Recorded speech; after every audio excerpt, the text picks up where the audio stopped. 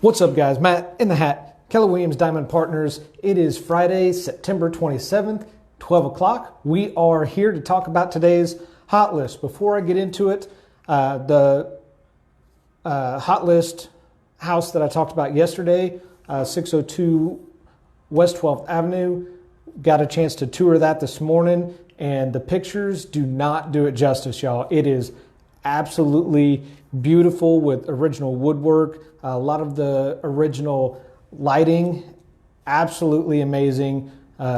If you know somebody in the market or you yourself is in the market for that, absolutely recommend it. Definitely worth checking out. All right, so as we get into it, this one is a newer listing. It is a ranch style house. The address is 1628 Dover Road, right here in Emporia. It is a 3-bedroom, 2-bath. It's got 1,743 square feet and a 2-car garage. Let me turn this around. And so there's a picture of it. Got a nice little covered porch there. I dig the tile on the entryway, and look at the size of this living room, y'all. That is huge. It does have a fireplace, as you can see right here. And the other thing I want to show you guys real quick is the patio. You've got all this right here and this over here, and then just to give you an idea of the backyard size. So it's a beautiful home. It's in a quiet neighborhood. Like I said, it's a ranch style house. It does have a full basement that's unfinished.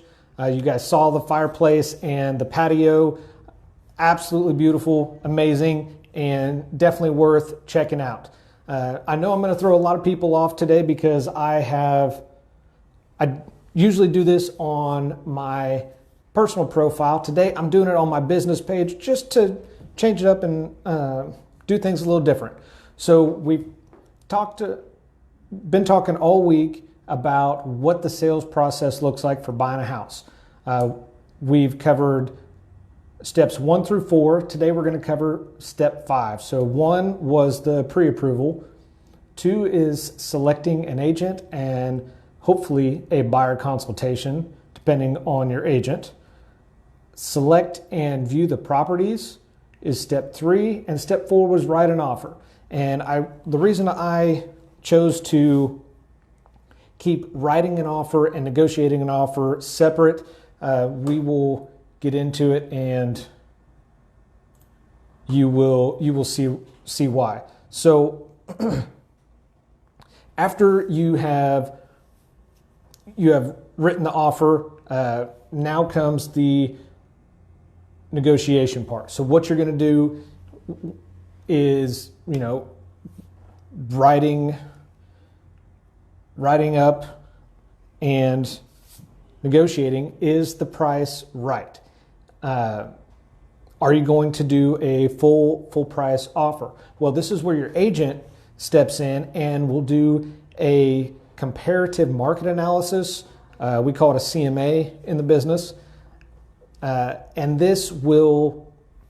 what we do on this, we compare the house that you're looking at, the house that's for sale, with other similar properties that have sold typically within the last 6 months.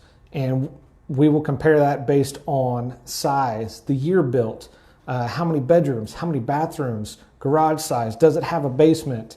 All of these things make a difference in the price fluctuation going up and down on a house.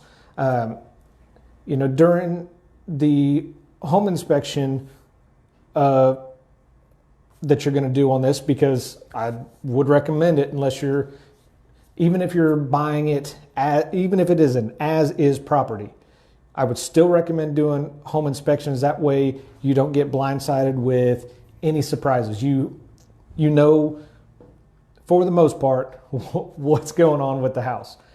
So based on those inspections and repairs needed, are you going to adjust the price? or are you going to want those items fixed? That's where you negotiate everything in the contract, the price, the repairs, the inspections. And when you are negotiating, I kind of mentioned this yesterday as well, but when negotiating, I always recommend, because you never know when you're going to be in a multiple offer situation, because you don't know that your offer is going to be accepted. So I always recommend your strongest and best offer, because that agent on the other side may not always tell you their multiple offer situations. So we want your best and strongest offer. They may not do that. So that's what you got to figure out. How much earnest money are you going to put down? That's going to be part of the negotiation as well. And for those that don't know, earnest money is a good faith deposit that you're putting down on the house to show that you have an interest and you're going to be moving forward. And are there items in the house that you would like to stay, such as